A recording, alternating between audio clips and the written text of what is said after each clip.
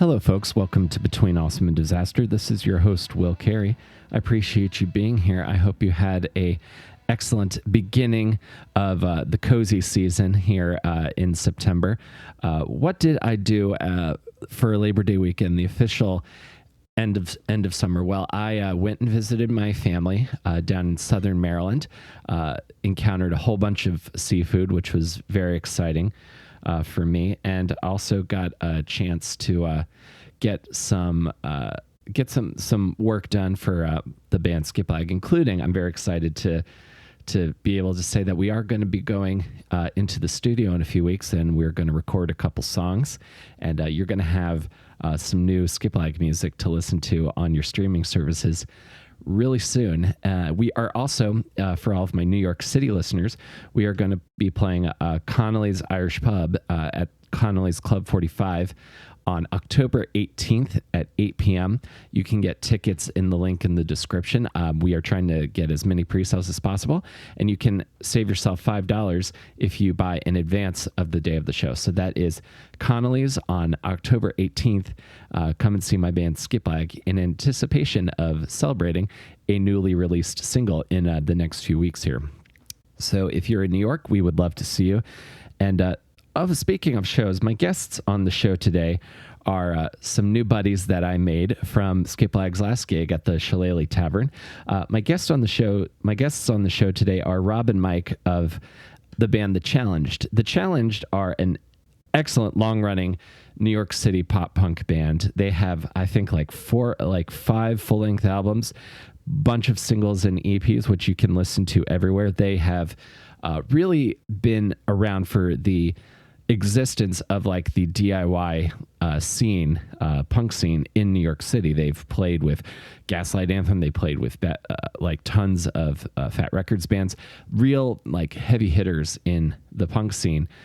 They have played with, and these guys, I learned in learning, not only talking to them, did I learn a lot about the nature of this scene in the city proper, which I'm still new to and very much trying to learn more about, but how crucial the band is to them as people and their personal well-being, which I imagine a lot of people who do art of some kind are very aware of the positive impacts it has on their lives, which is something that I am enriching my opinion on the importance of art and being exposed to it.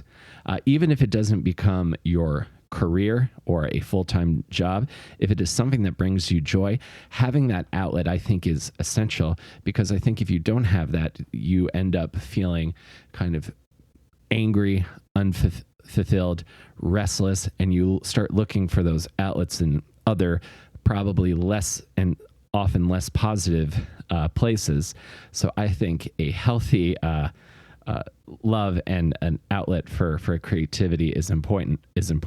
That's why I don't rag on there's the joke about like blues lawyers or Weekend Warrior kind of dad bands, because you want those dads playing their classic rock and their pentatonic scales, lest they fall in with a much more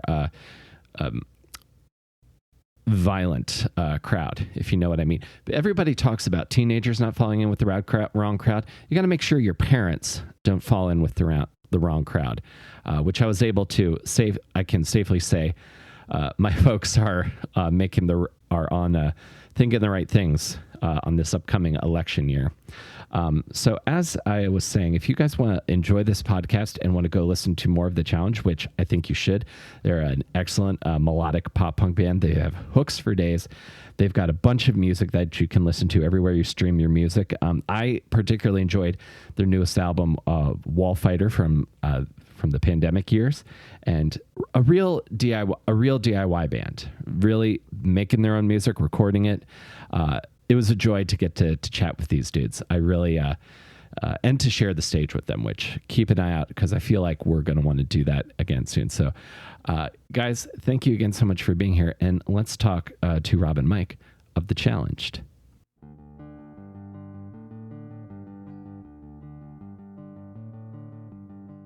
Yeah, I like this.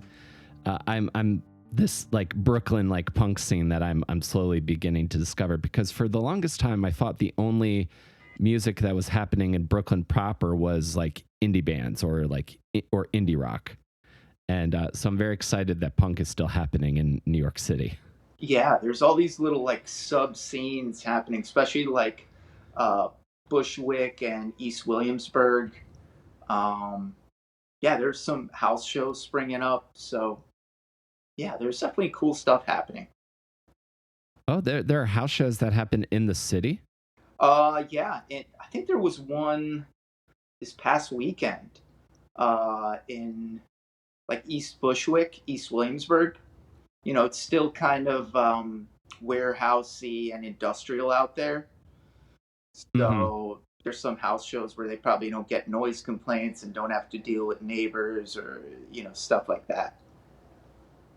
Oh yeah, that kind of makes sense. Yeah, especially in the more industrial parts of the city. And there is Mike now.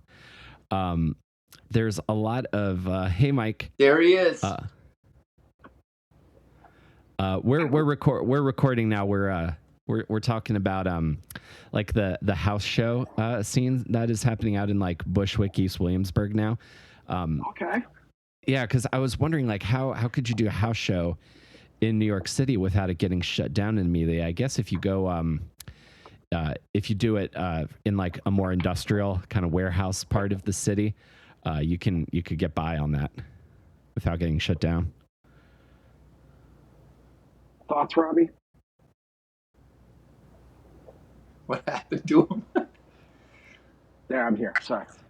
Oh, it's Back it's all in. good. It might dip a couple times, but it'll keep recording regardless if the video drops. No, and I couldn't figure out how to get it on my laptop, so it's on my phone, and of course my battery's about to die, so don't mind me. Mike's the techie dude in the band. Mike's the tech guy. Oh, really? I'm in charge of gear and transportation, and I do it well. This, not He so does. much. He does. Gotcha. But no, there's a ton of like a lot of the house shows. I'll just get a flyer by hand. They won't make like Facebook pages just because I think there's like a separate bunch of cops that just hunt for house shows for underage drinking. Oh, really? So it's kind of like they'll give you a handmade flyer and somebody will put the number on the back and you can only get the address like when you text that number. Oh, I see. Yeah. That's wild. That's like so. It's very cloak and dagger. I like this. And are these shows like packed usually? They're pretty well attended because it's such a like inside kind of niche group, So most people go, and house shows are awesome, True. Oh yeah, I definitely want to start playing house shows when the opportunities become available. And I wanted to ask you, Rob, because the challenge has been around since like the early 2000s in New York. So I imagine you've seen like the punk rock scene evolve and change a lot since the early aughts. So I was curious, what did you see like in terms of the punk rock scene in Brooklyn when the band first started? There was just more venues, I would say, and it was easier to play venues. I think even like we started the band in 2001, and Mike joined like 3 or 4 years after that, and we would get to open a lot of like the Fat Records shows at Knitting Factory, and yeah, we had pretty good opening spots, and there was just enough venues for a show to always kind of pop up. I'm sure that still happens, but it feels like it's maybe more just like booking agents and more just national acts. And every once in a while, you see a local act. That's the big difference I could feel from our end. For another band, it might be a totally different vibe. And yeah, there were definitely a lot more bigger kind of warehousey venue places. Like I remember even like playing out in like Red Hook and It's just a lot more like weird places that were around for a couple of months and then they would close and then another one would pop up. And then at the same time, you had like more established venues like Knitting Factory and the Continental we would play all the time, which was like a bar on 3rd Avenue in the city. So just kind of well-established places that were like either rock and roll bars or rock and roll venues. I feel it maybe as a local band, it's harder to get back in there. There's just less of them. And Rob, you had also said you noticed there was more like the shows we were opening, like at Knitting Factory. You know, we were opening for like Gaslight Anthem and the Draft and how we even did the Dead Kennedys. But it's now more these shows are all prepackaged. You know. Yeah, they're like so we get a lot of that. Like, oh, is there an opening slot? Like, no, it's full and it's just a prepackage, and so.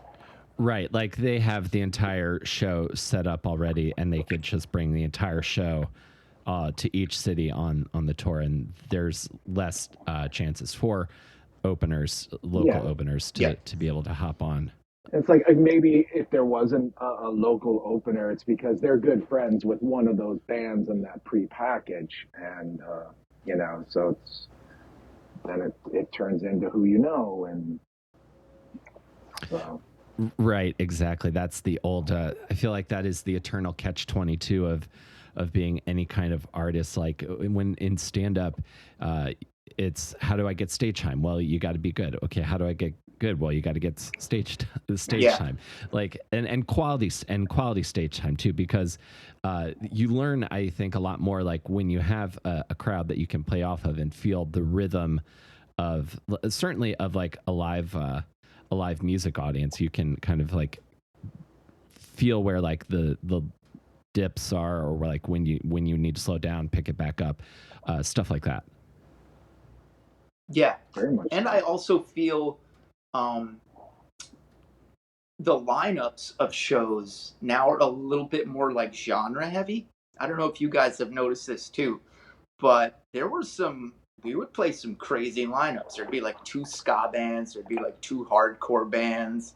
So it was just kind of a little bit more of an like all immersive scene, like anything underground. You could play like with an indie pop acoustic act, and then there'd be like a Jersey hardcore band.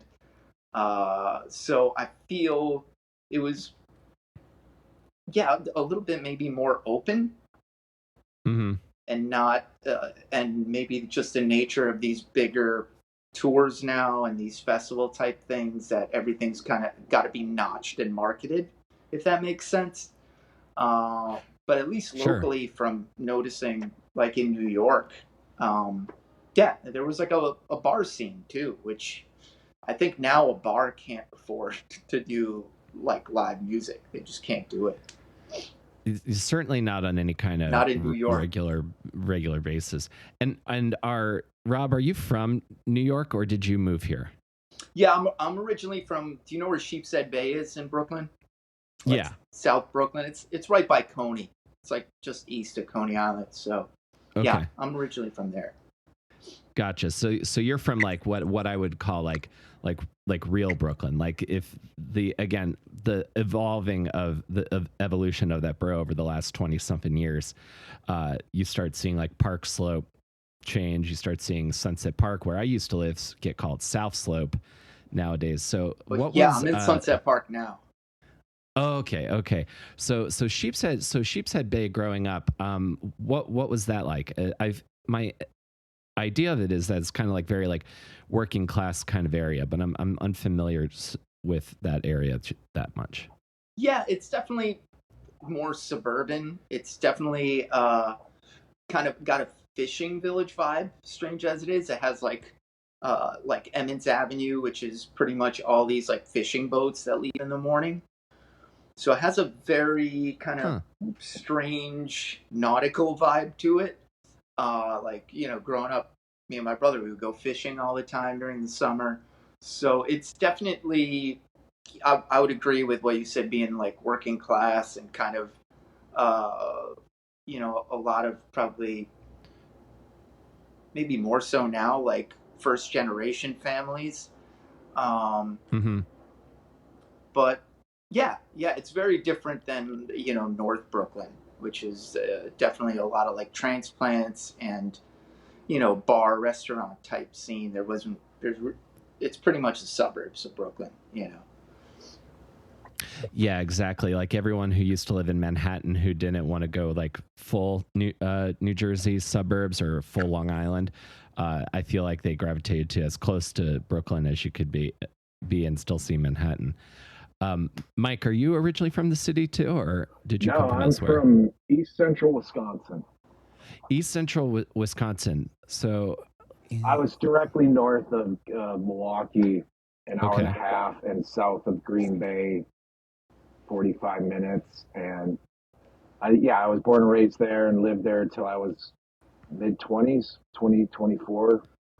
And, but Green Bay had, and I'm in my early 50s now, and I couldn't have asked for a better place to grow up. The music scene at that time in the mid 80s, early 90s was phenomenal.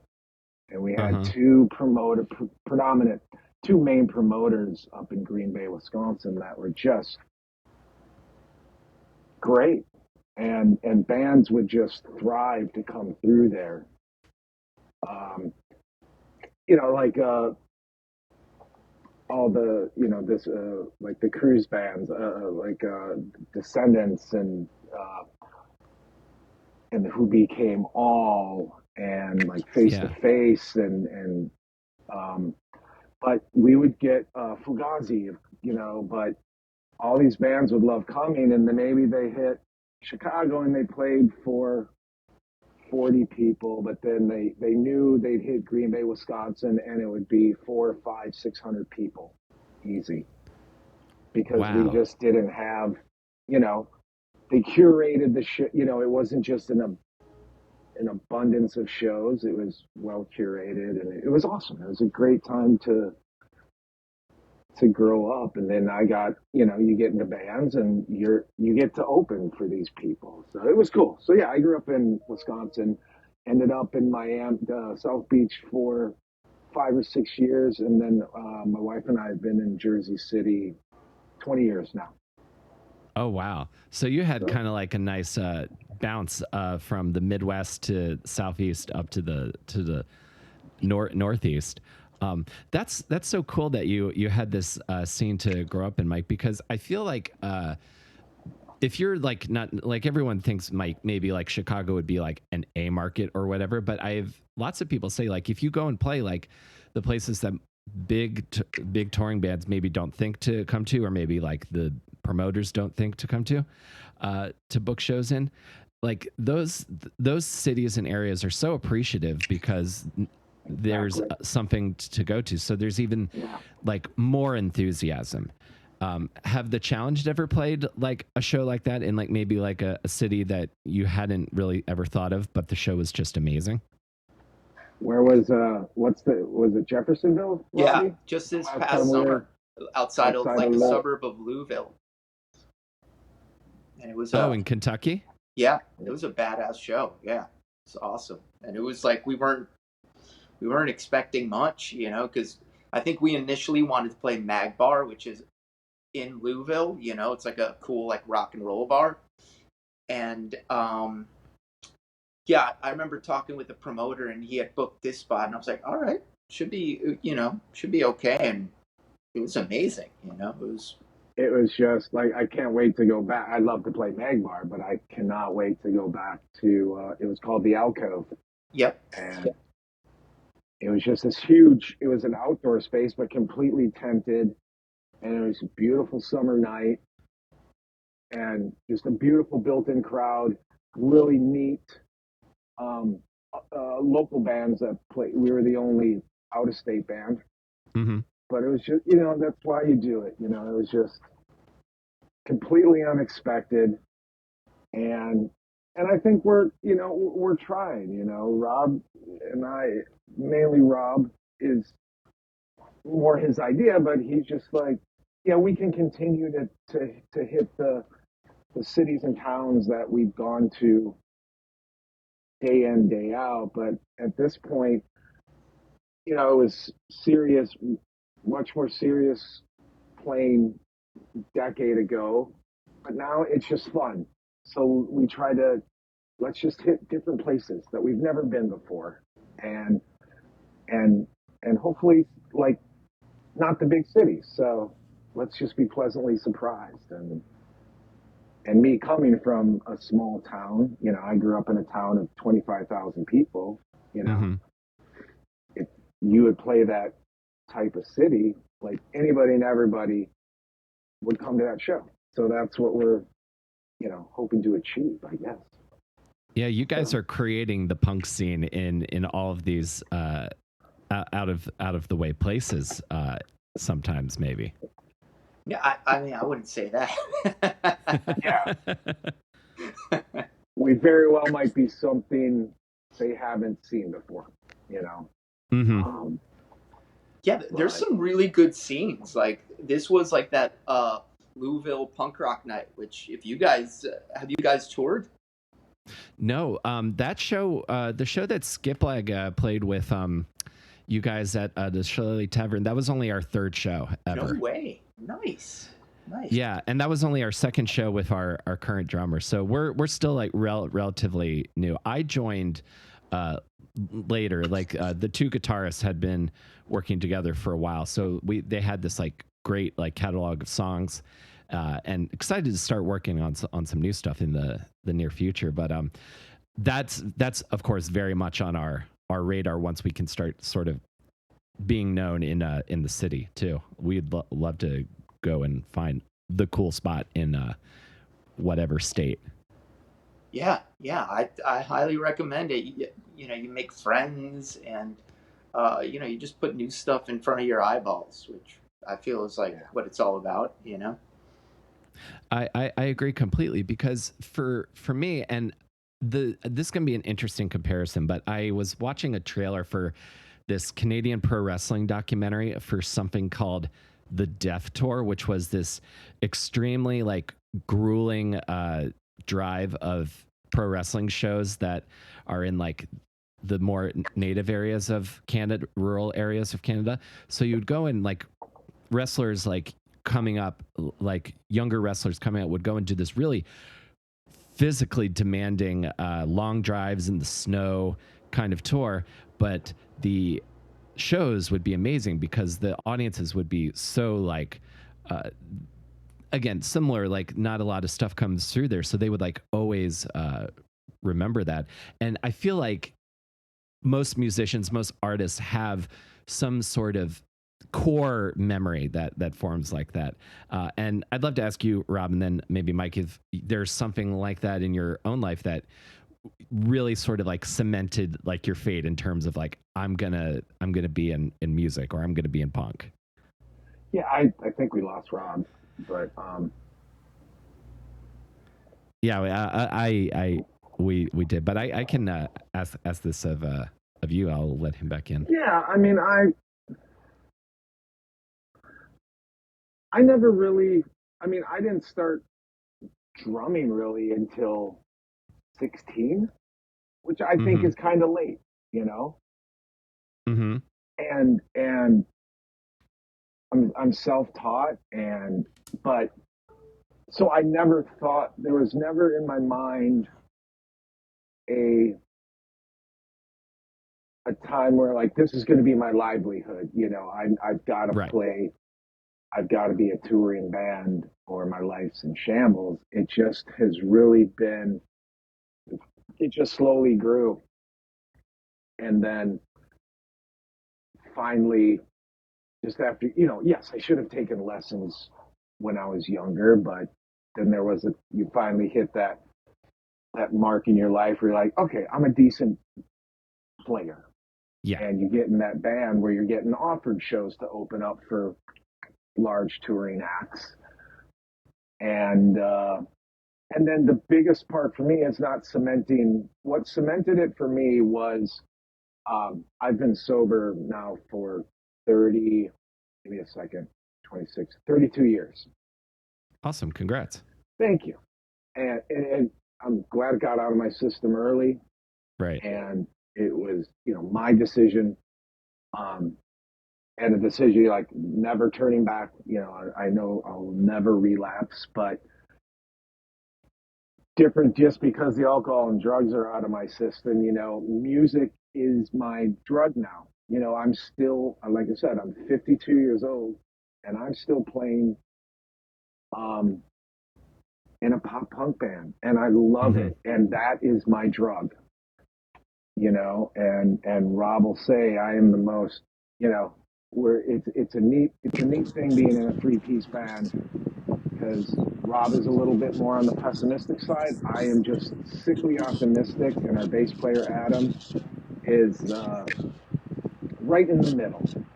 So, but like we'll go out on our a 10 or 12 day tour, and if we don't have shows booked coming off of Mm-hmm. that tour, that's like the shows are my drugs. And if we don't have anything, it's just like, oh crap, I'm jonesing for more. So Yeah. So it's just like it's so I guess that is it being cemented in my life is just like I'm still doing it and I love to do it and I can't wait.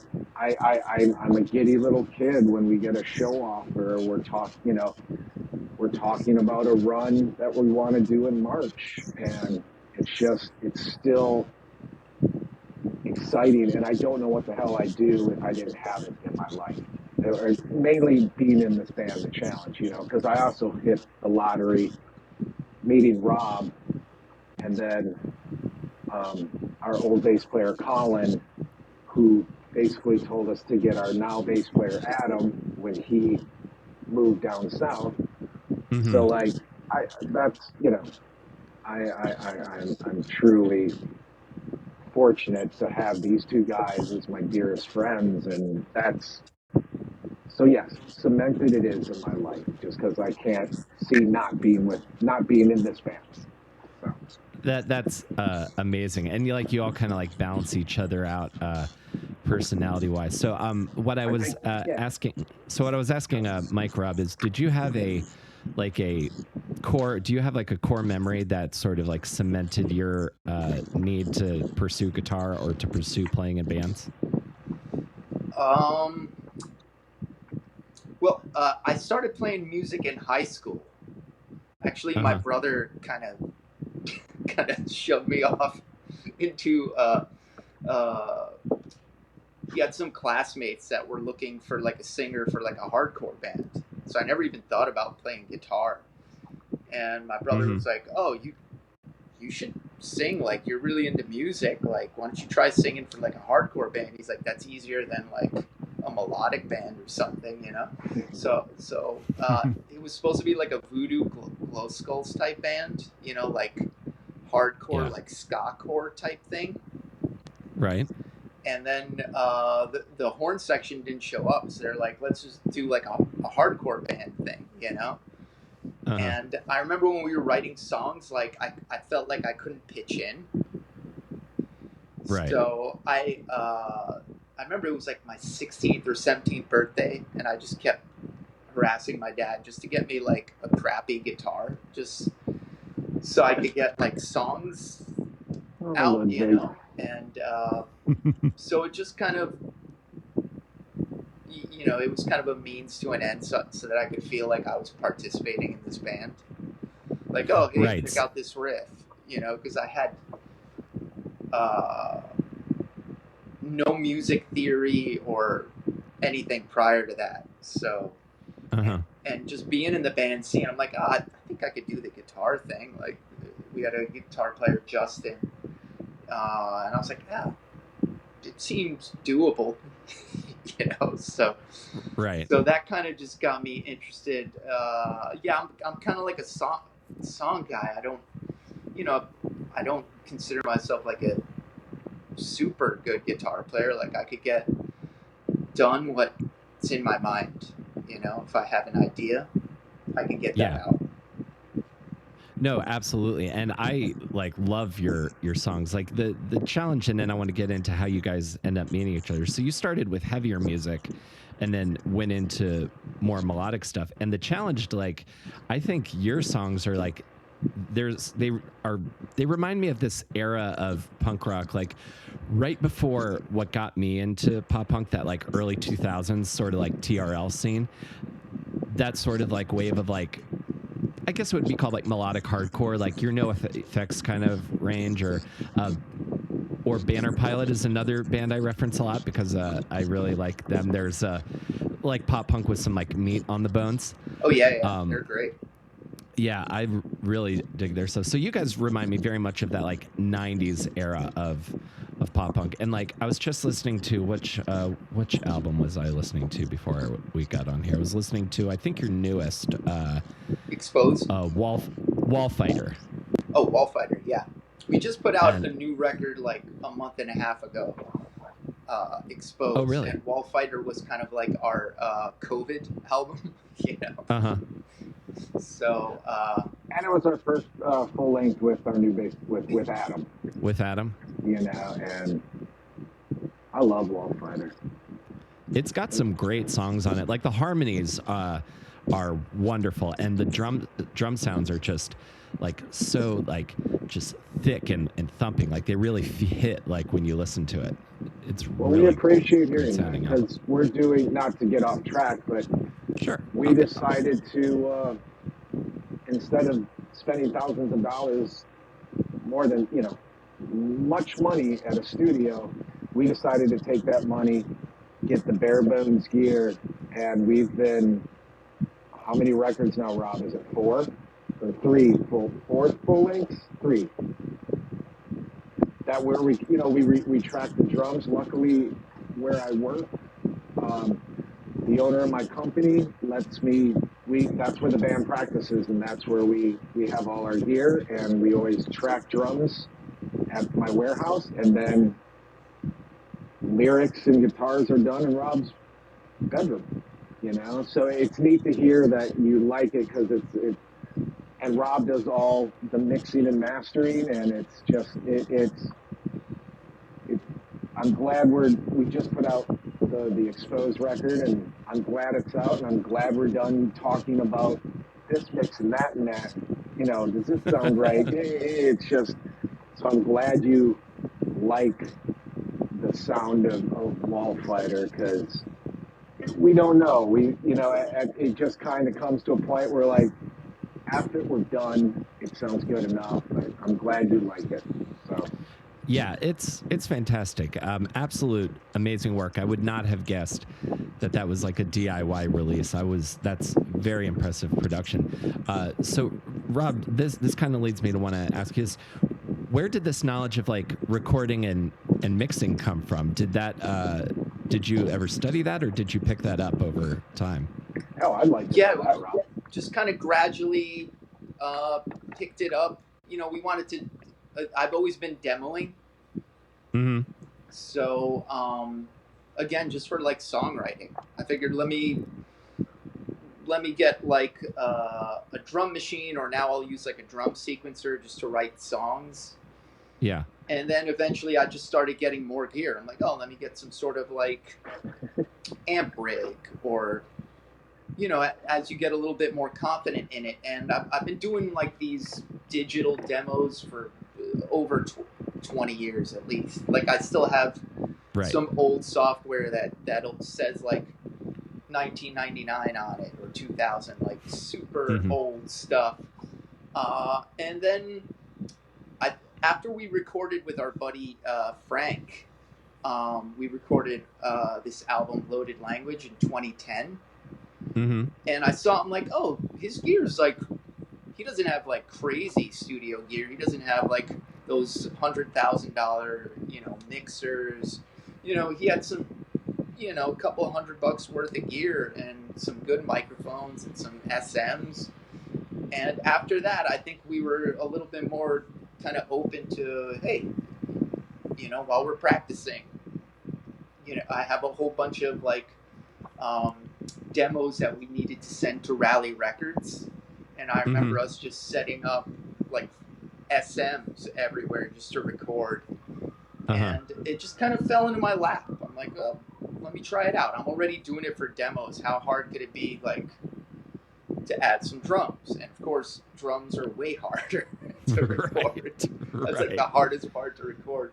So I think our first step after that was we did an album called Basically, and I don't think we were confident to do drums ourselves, but I had a coworker who worked in a studio on Rivington in the Lower East Side.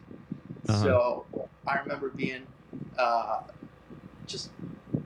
I'm like, oh, it's probably going to sound great. You know, it's got the carpeting, it's in a basement. So that was kind of our dipping our toe in the water, kind of. Not doing drums yet. We'll do all the guitars and instruments and vocals. We did them like in my closet. Back when I was in, like you said, it's probably called South Slope now.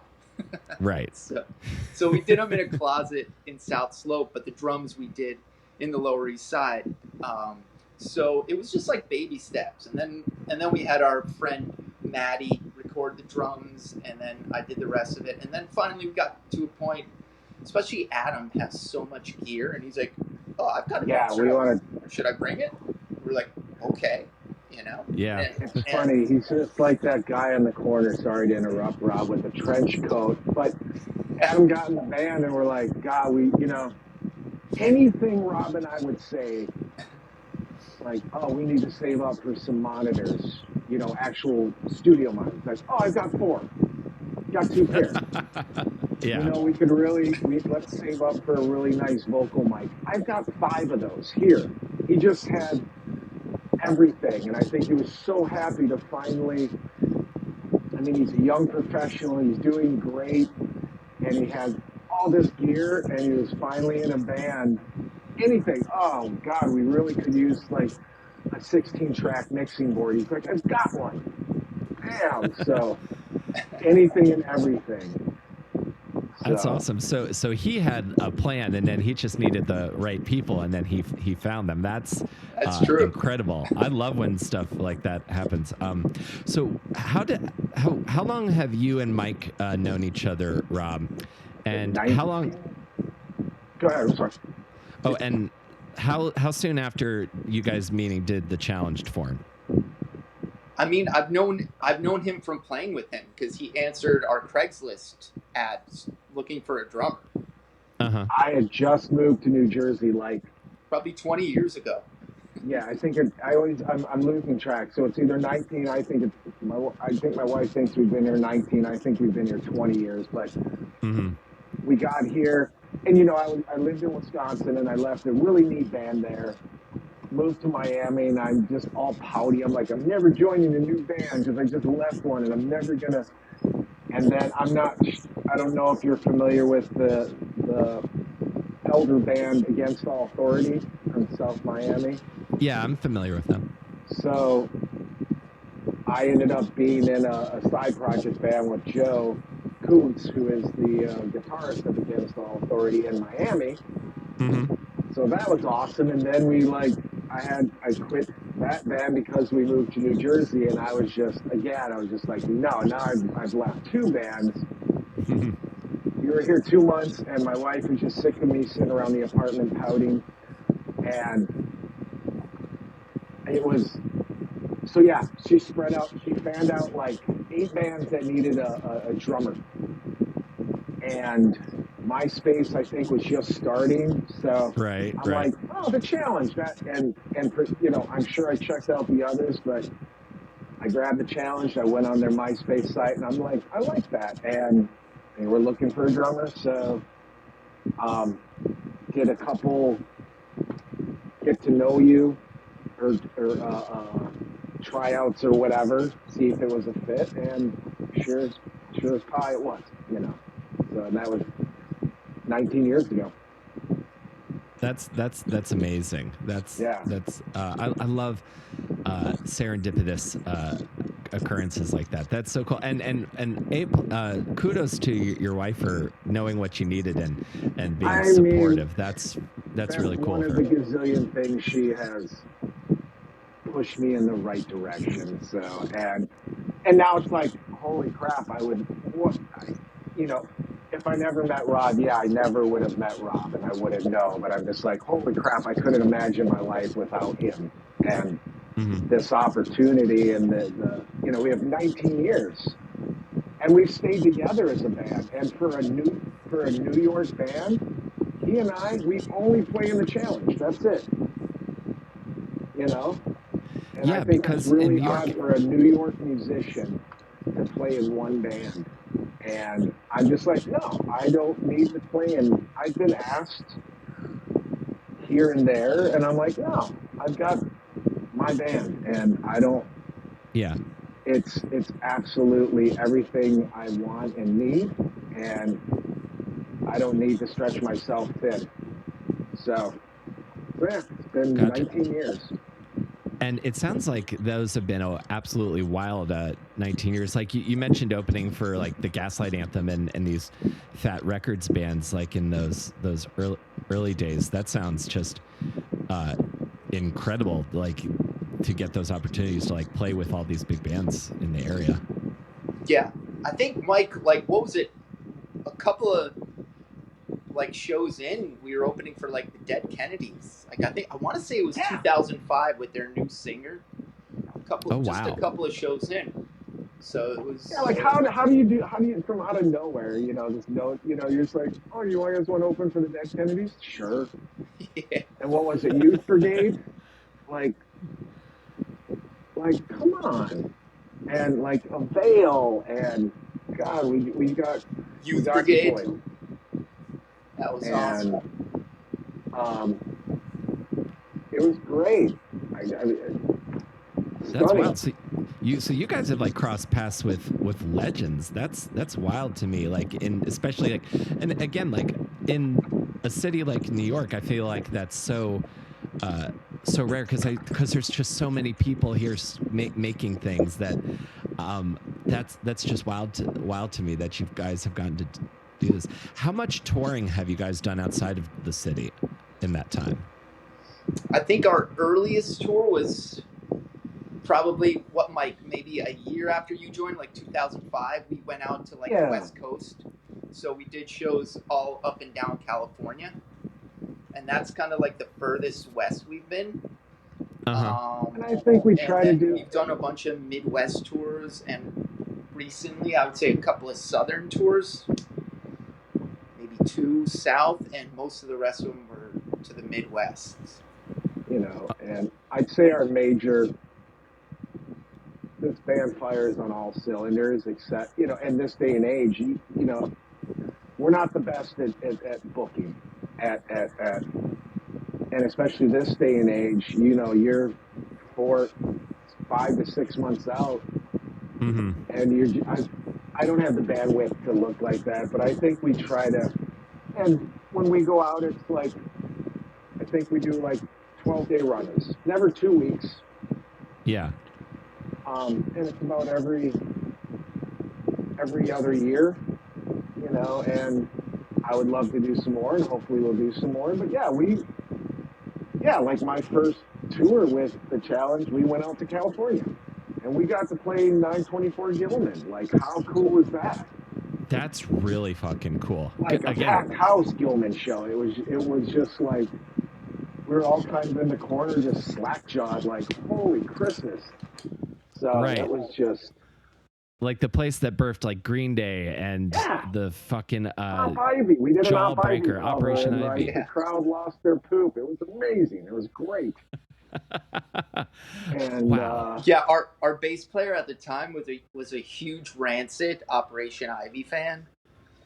So I'm glad he did. He kind of had this nutty idea of like, hey, we'll play Gilman Street, and then I'll just book us a bunch of shows. He was just very kind of,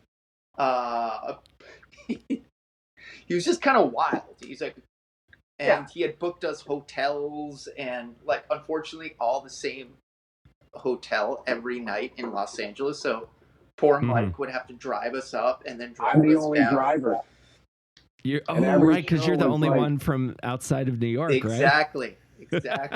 My brother had just gotten a car and he was out with us, but his driving was just like the first time you're on like an 80-mile-an-hour highway on the way to like because we played Las Yes. Vegas too. So just going at like 90 miles an hour on the highway wasn't his thing. But yeah, that was But it was cool. great. One of the good things Nick did for that for our first bass player, my first bass player with the challenge, he was an odd duck. I don't say I hate him, and he just had an odd perspective. And where was he from, Robbie? Was he Hungarian? He was from Hungary. And but he had this very disciplined kind of like, we're gonna practice, it's gonna be perfect. Like he was a taskmaster, Yeah. He was like that nun that would hit you with the ruler type of, like in terms of like, if you thought of like somebody who just wanted us to play perfectly and then laid down an agenda, and then he kind of called our bluff. He would just book everything. He's like, all right, I guess we're going to California. And we'd be like, okay, I guess so. Yeah. So he would be the one like kind of like, all right, time to get in the van, and you're just like, all right. Yeah. That's a very specific personality type that I'm imagining what that might have been like, and that can be an interesting dynamic for sure. But if it gets you to Gelman Street, then it must be working. In hindsight, I mean, some of the shows were uneventful, some of them were awesome. So I mean, how often do you go to Las Vegas and the last, you play in the middle, and the last band, I don't even remember their music, but they had a sword swallower in the band that was swallowing swords during their set. And the blade might have been on fire at some point, but you're like, okay, we're in Vegas and this is happening. Right. Like, how cool is that? It's very Vegas-y type headliner, definitely. I mean, come on, that was awesome. Oh yeah, like total like Vegas Jim Rose Sideshow Circus kind of situation. That's amazing. But that was that was a decent club. But he had this odd thing where he was just like, it's fine to burn bridges, just burn bridges. I'm like, no, but he got us there, like Robbie said, and I thank him for that. Mike, I was actually thinking about him the other day, and I was like, how he stole our MySpace site, that asshole. Yeah, me and him almost got into like, the way he quit the band was me and him almost got into like a fight outside of one of the shows. Oh, so no. It was it didn't end quite well, but I was thinking of him the other day. I'm like, oh, he'd probably be able to book us some sort of tour right now, like, because me and Mike were like thinking about it. Right. We're just having trouble with promoters, and just find I'm like, Nick would have pulled this off somehow. Just calling people, not emailing. He'd just be calling somebody over and over, like. Yeah. And he wouldn't care. He would be an amazing booker or booking agent. Yeah. And, right. You know, like when you watch documentaries and somebody has like an asshole manager, like that would be. You kind of have to be.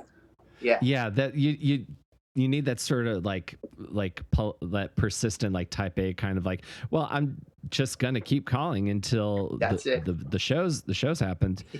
Yeah. I mean, especially. I mean, I feel like especially in 2024, like kind of what we were talking about earlier, where like art at like the DIY level is so tenuous that the idea of taking risks on like not having a well-attended show is like so scary to like venues, I think. And obviously we all want people at the shows too, but that's become like another barrier. I think while it is easier to make music, that to me, and that's something that I'm viewing it more as like it's a thing to do. So how do I have fun with it? Like I'm the social media guy for Skip Lag. So I'm the one doing all of the crazy videos where I put our single art in like in front of Deadpool and behind Deadpool or behind like Step Brothers memes and stuff like that. So I just kind of think, well, if this is the thing to do, and similarly, I am motivated by the desire to help like others and myself a lot more than I am when I'm just on my own in a vacuum. I like that. I Yeah. like that. I was just telling Mike about that earlier too. Like, I think actually, Will, I think I emailed you earlier today where you were like, "Is the time still good?" I'm like, "I'm sorry, man. I just check this once a day. I hate social media. I check it once a day. I like that idea of like using maybe like Deadpool or something that's kind of big now, and putting stuff in there. But yeah, we were just talking maybe a couple of weeks ago about some sort of video that we could chop up and Uh-huh. throw it online and promote the new record type of thing. But yeah, it's hard because it's just billions of hours of content, and yeah, I just see it like you were saying, a means to getting shows. Like, Oh yeah, because that's the number one. yeah, That's the you want to end play goal of all shows. this. The promoter wants X amount of people. How do I get X amount of people to show up? I got to go on social media. And as Henry Rollins would say, you got to go mingle with the animals. He is not wrong. And similar to like the person who's handing out flyers for the secret show. Like I have another ongoing theory I've talked to a few people, like the business skills that you learn by being in like the DIY music scene are so universally applicable, but I feel like greater society would never appreciate all the work that goes into making something happen, even if it's just like playing for 40 minutes at a bar on like a Thursday night. Yeah. I could tell you some crazy, just how I think I was telling Mike this actually probably at the Shillelagh show. Mm-hmm. And because the interesting thing about the Shillelagh shows, hold on, let me turn the fan on because I keep getting that my phone's overheating. So, you need that. But the interesting thing about the Shillelagh shows is our bass player Colin at the time, started those shows. Uh-huh. Like the Shillelagh was just a bar. Like nobody did shows in the back. And our bass player used to drink there. It was like his local Irish pub. And he kind of just pitched it to the owner at the time. I think the guy's name was Mike.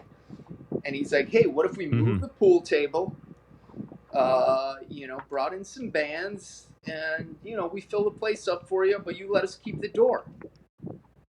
And like you were saying, that's like that's like making deals type of thing, Yeah. So, yeah, he kind of put that place on the map, and now there's a bunch of promoters I know that book shows there. And yeah, they have a proper stage now and a sound person. They completely carpeted the walls. I mean, it just looked like it's just a neglected back room in a bar in Queens, Yeah, and it's turned into this like little this like stop for punk rock in Astoria, and specifically for like out of town bands too. Like you no longer have to like do like a shitty paper play in Manhattan or like deep Brooklyn. So I love that. I consider the Shillelagh an actual venue. Yeah, Small, absolutely. But it's a venue. And I think bands have to be very strict on not doing pay to play, because that just I agree with everybody. That. Like once somebody agrees to do that, it's like, no, let them get a dude with a laptop instead. No, like No, 100%. A couple other things I'd love to ask you guys because before we come to an end here. So you just put out a new record. What's the new record called again? Exposed. Okay. I'm curious. I'd love to ask you about the songwriting process. It sounds like a lot of it comes from you, Rob. Do you generally have full songs finished and then you bring to the rest of the band, or are they like 75% there and then the rest of it comes out in the room? I would say I'll explain it, but it's been this way since the day I met Rob. So onward and upward, Rob. But it depends. Like I remember with this record, like I have some of the demos, and we definitely changed a lot of, because I'm writing with like a drum sequencer, so I Mm-hmm. would say it's like a 75%, 80% thing, and then I'll send like a bunch of demos to the guys, and they'll be like, "Ooh, I like this one," or "Ooh, this one's like," we'll throw stuff away. So I put them up on a Bandcamp, and I just send them to the guys, and Mm-hmm. whatever But pops what's out that they cool, like, we'll start working on. And by the time there's a cool drum part, or there's a drum fill, or maybe like a cool bass intro instead of a guitar intro, so that once we start practicing it, it just kind of turns Mm-hmm. into its own thing. yeah, I think of the. But what's cool, Will, too, is like basically, Rob, he also demos everything, and then he'll sit on it for a few months, and then it'll pop up on his playlist or whatever. And if he still likes it, then he shares it with us. That's Uh-huh. happened a lot as well. And just he and I playing together for 19 years, like even him programming the drum machine, he knows. So I don't change a whole lot. And it's just been this neat thing where, cool, I got a new demo from Rob, and then I'll go listen to it, put my little mark on it, and then it comes to fruition. I think we probably with Colin maybe created a song from scratch in our practice space once.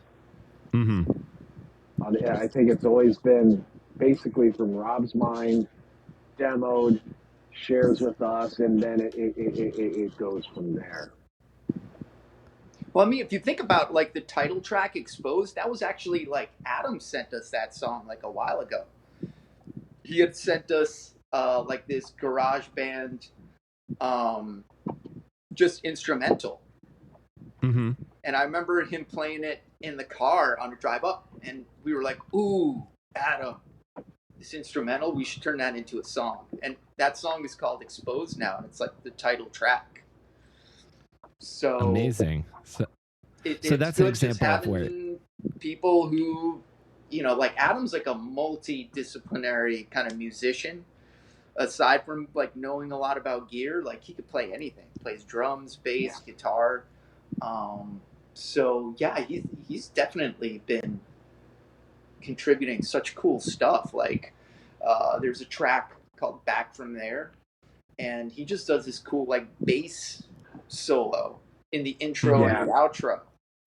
And that's something, I'm laying down like bare bones and just doing like uh, root notes on the demos Yeah. most of the time. So yeah, you never know what will stand out by the end of a track. Like I'm sure you heard on Wallfighter, like there's some cool bass riffs on it. Oh yeah, There's some there sure are. awesome instrumental stuff popping out. So yeah, the process is just, I'm always like, let me just keep cranking out demos. Like you got to have a lot of stuff to whittle it down to just the best stuff. Yeah. And I always like to, like Mike was saying, I like to sit on it, because if I don't like it after like a month, like I'll make a demo and then I'll keep listening to it. If I don't like it after a month, like what's the point of us even playing it for years? Like, right, you got to don't like get love me what you're wrong, doing. Will. Adam and I are very spoiled having Rob as a bandmate, because the idea of writer's block will never. It's just a litany or a plethora of songs. We weren't even done with Exposed yet, and Rob's like, "Yeah, I got a couple new demos I can send you." So it's just they keep coming and they keep coming. So it's neat that, and I know if I'm hearing them, then he's vetted them a little bit already, and so it's really neat to not have to settle for just like, oh shit, it's our own song at least. Well, Sure. at least in our mind, when you hear us play it, that was in our minds the cream of the crop of typically what Rob comes up with, you know. There's a while there where I would get at least one song on a record, but I haven't written anything in years, and I'm fine with that, you know. I'm Right. You know. Oh no, Rob's given us the magic, so there's. Yeah, well, Rob, you have like such an absolute like knack for melody and harmonies, like lyrically and like on guitar. Especially, I've thought for like a trio, like the sound is like really full, especially on like live as well. I was really grabbed by when I saw you guys at Shirley. One other thing I'd love to ask you. I like to close out asking sometime. What is something that you want to do as the band that you haven't done yet? I would just say, I don't know if Mike would agree with this, but I just feel like there's parts of the country we haven't played. Yeah. Mm-hmm. I mean, a lot of bands say, "Oh, I'd love to go to Europe and this and that," and we're like, you know what? Yeah, Europe would be. Like Rob. I mean, that'd be great. Don't get me wrong. Right. If logistically we can figure it out, you know. But even, I was thinking the other week, like playing Seattle, or playing like parts of Texas, or you know, stuff like Austin. that. There's always adventures to be had, you know. Like and it doesn't hurt playing music with your best friends. Doesn't hurt either, you know. So I feel like if, as long as it's just constantly a fun, evolving thing, there's always something to look forward to. The next EP, you know. Sure. So, I mean, we're still doing it, you know. We've been, you know, the challenge has been running since 2001, and I've been part of it for almost 2 decades, and it's just continuously fun. And it's not just the shows. You know, we always thought a really cool documentary on a smaller band like our size would be, we would call it The Other 23 and a Half Hours. Because what does a band of our stature, our size, do? The other, you know, a punk band gets a half hour. What do you do the other 23 and a half hours? And sometimes, and when we've gone out on the road, we've always had a good time, period. That doesn't mean, you know, some of the shows have probably been some stinkers, but that doesn't mean during that day we had the most amazing meal or just the most interesting stop at a truck stop or a restaurant, you know. So it's just fun, and we keep doing it because it is fun. And yeah, we're trying to throw in some different areas and keep it a little different, but it just doesn't matter. It's awesome and it's fun, and I love doing it, and I don't know what else I would do, so I'm going to keep trying to do it. That's I think that's a beautiful way to close this out, because somewhere like that's the whole game right there. Is it fun? Is it joyous? And is it with your friends? That, I think, is the whole game. Amen. Right there, guys. And similarly, like, we had a blast playing with you. So hopefully that's not the only time we do that. Made a fan of my whole band that night, for sure. So I'm gonna hit you guys up. I'm trying to book. Actually, in Park Slope, there's a spot. I'm trying to convince them to do like some sort of monthly punk show thing. Mm-hmm. So if we do a proper record release, I'll hit you guys up. Awesome. I'll give you our info after we get off here. And where can people find your music if they want to check you guys out? Thechallenge.com is the easiest. Like, all our records are on there. You know, we're on Spotify. We're The Challenged on Facebook and Instagram. What else is there? Those are the ones I'm aware of. I know, like, Apple Music, we're on all that stuff. And excellent. I'm actually going to be putting up the new record on all the streamers probably this weekend. So should be up by then. Very cool. I will make sure to give it a listen. And Mike, Rob, thank you again so much for this. Will, I really appreciate it. Thank you. This has been awesome. And thanks, Will. Thanks.